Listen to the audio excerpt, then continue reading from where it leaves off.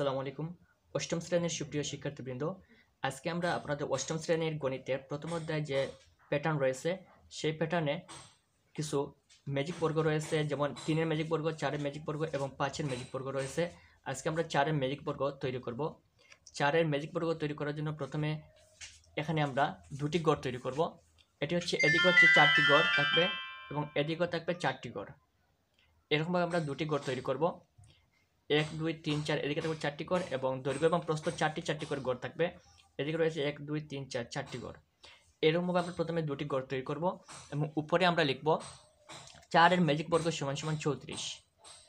প্রথমে আমরা ম্যাজিক বর্গ তৈরি করার জন্য প্রথমে 1 থেকে 16 পর্যন্ত এখানে লিখে রাখব।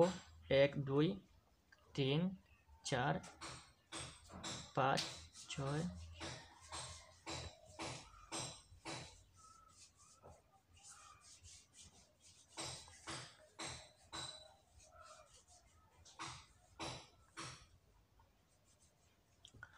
প্রথমে এখানে 1 থেকে 16 পর্যন্ত লিখতে হবে। তারপর 2 নম্বর স্টেপ হচ্ছে এই খণ্ড বরাবর প্রথমে কেটে দিতে হবে।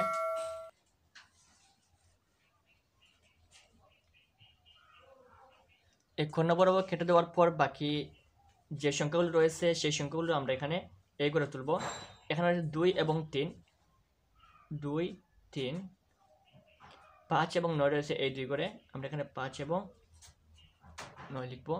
তারপর এখানে রয়েছে 14 এবং 15, এখানে রয়েছে 12 এবং 8। কোণ বরাবর যেগুলো কাটা হয়েছে সেগুলো বাদে বাকি যে সংখ্যাগুলো রয়েছে সেই সংখ্যাগুলো আমরা এই করে লিখব। লেখার পর এখানে বিপরীত সংখ্যাগুলো লিখতে হবে। এখানে রয়েছে 13 10 7 14, নিচ থেকে রয়েছে 13 10 7 14, আমরা উপর থেকে লিখব 13 10 7 14। আমরা এই করে সব নিচে রয়েছে 13, আমরা উপরে লিখব 13। তারপরে এখানে 10, আমরা উপর থেকে নিচ দিকে আসবো 10। তারপর 1 2 3 নাম্বার রয়েছে 7, আমরা 1 2 3 নাম্বার লিখবো এখানে 7। তারপর একেবারে উপরে রয়েছে 4, আমরা একেবারে নিচে লিখবো 4। সেম একইভাবে এটিও আমরা বিপরীত লিখবো। সব নিচে রয়েছে 16, আমরা সব উপরে লিখবো 16। তারপর হচ্ছে 11, আমরা এখানে লিখবো 11। তারপর হচ্ছে 6, আমরা এখানে লিখবো 6। তারপর একেবারে উপরে রয়েছে 1, আমরা সব নিচে লিখবো 1। এখন আমাদের দৈর্ঘ্য এবং প্রস্থ বরাবর এবং কোণ বরাবর সব দিকে আমাদের 34 হতে হবে, তাহলে আমাদের 4-এর ম্যাজিক বর্গ তৈরি হয়ে যাবে। আমরা একটু হিসাব করে দেখি এখানে 34 হয় কিনা। 16 আর 2 18, 18 আর 3 21, 21 আর 13 হচ্ছে 34। এদিকে একটু হিসাব করি। 16 আর 5 21, 21 আর 9 9 হচ্ছে 30 আর 4 34। এদিকে একটু দেখি 14 আর 4 18, 18 আর 1 19, 19 আর 15 34। এদিকে দেখি 13 আর 8 21, 21 আর 12 33 আর 1 34। কোণ বরাবরও 34 হবে। 16 আর 11 হচ্ছে 27, 27 আর 6 33 আর 1 34।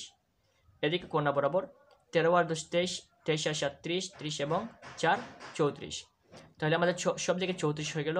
এই হচ্ছে আপনাদের 4-এর ম্যাজিক বর্গ। 3-এর এবং 5-এর ম্যাজিক বর্গ আমরা আমাদের এই ভিডিও ডেসক্রিপশনে দিয়ে দিয়েছি, আপনারা সেখান থেকে চাইলে 3-এর এবং 5-এর ম্যাজিক বর্গ দেখে নিতে পারেন। তাহলে আজকে পর্যন্ত।